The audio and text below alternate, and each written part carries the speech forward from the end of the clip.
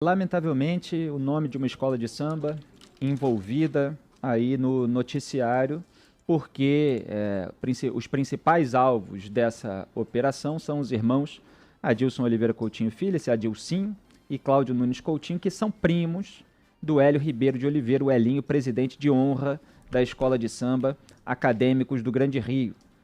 Eu torço sempre para que haja, dentro do universo do samba, a iniciativa possível para repelir qualquer tipo de envolvimento com criminosos. Lamentavelmente, a gente tem uma tradição no Rio de Janeiro de vínculo de bicheiro com escola de samba. A gente falou já muitas vezes aqui do documentário Doutor Castor, que mostra isso, como aconteceu naquela época. Ele que era presidente de honra, né, da Mocidade Independente de Padre Miguel, que também era patrono ali do time de futebol do Bangu, que em razão também do dinheiro que ele colocava no time, teve um grande desempenho no Campeonato Brasileiro de 1985, chegou à final contra o Curitiba, uma final exótica, né, para a história recente do futebol, Bangu e Curitiba.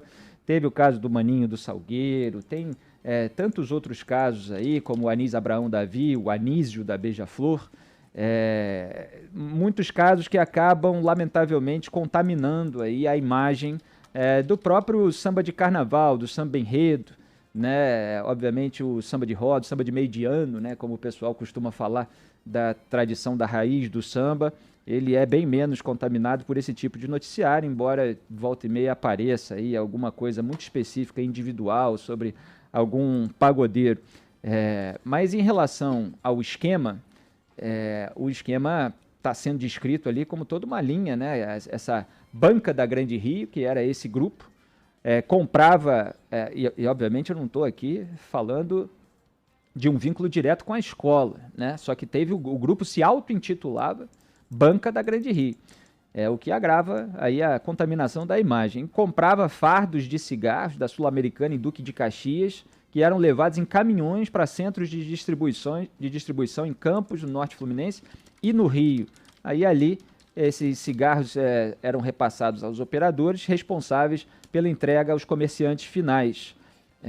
E o Ministério Público do Rio de Janeiro ainda revelou que a organização criminosa tem fiscais, seguranças, tudo para ameaçar ou roubar, né, os comerciantes que vendem outros maços ou descumprem a tabela dos preços. Com um PM da Ativa envolvido, inclusive. Um PM da Ativa, exatamente. Eu ia chegar nesse ponto. O PM, tem o nome dele aqui, Flávio Lúcio de Oliveira Lemos, o Bololó, aí, policial militar, envolvido num esquema criminoso de monopólio na venda de cigarros. O que acontece é basicamente a obrigação que eles impõem pelo uso da força, e a gente não tem ainda todas as informações, mas eu imagino que haja arma de fogo envolvida para ter esse uso da força aí, com a possibilidade de extorsão, do achaque, né? Então eles obrigam pequenos e médios comerciantes em praticamente todo o estado do Rio de Janeiro a vender apenas essa marca. Quer dizer, é domínio territorial de determinada atividade. E o que é descrito na história dos bicheiros, por exemplo, se não exatamente isso, né? Eu até falei aqui semanas atrás que às vezes as pessoas se perdem num debate sobre legalização ou não do jogo do bicho, por exemplo. Só que tem um problema que ele transcende um pouco a esfera da legalização. Não estou falando que isso não pode ser discutido e tal, cada um pode ter os seus argumentos. A questão é que, legalizado ou não, você tem grupos criminosos que eles impedem que haja uma abertura de mercado, que haja uma concorrência no território que eles dominam.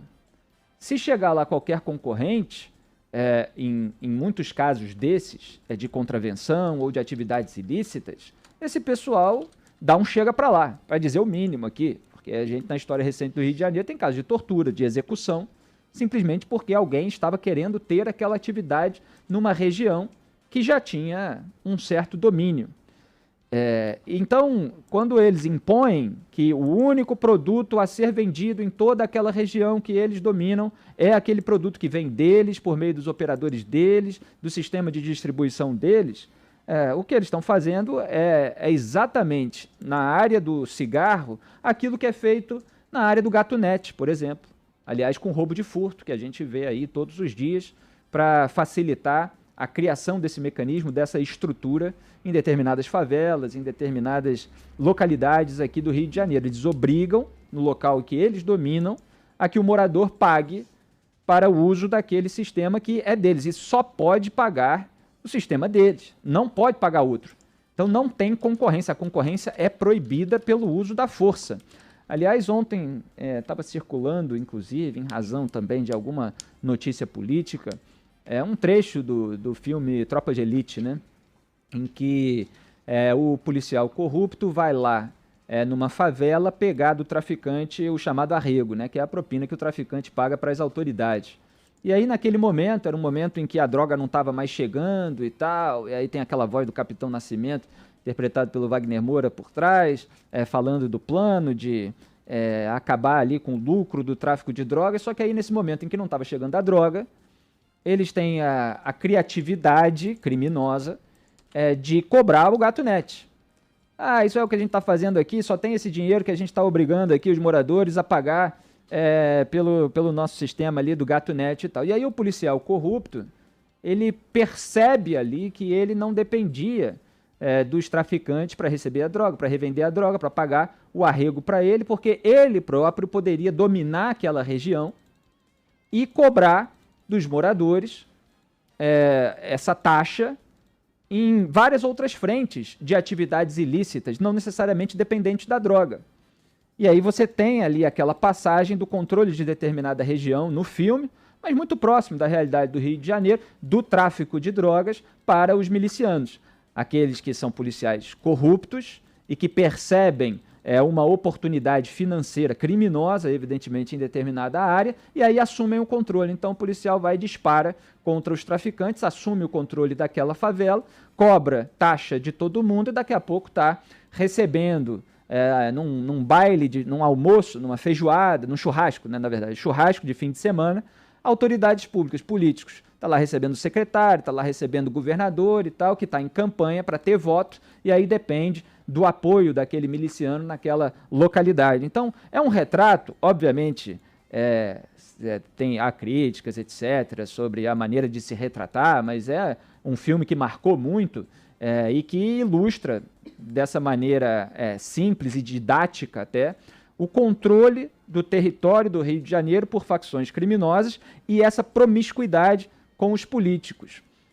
Então, o que acontece nesse caso específico é muito parecido. É o controle de uma atividade e a exigência de que os comerciantes usem simplesmente aquele produto, que é o produto que gera uma renda específica para a facção criminosa, que inclui policial.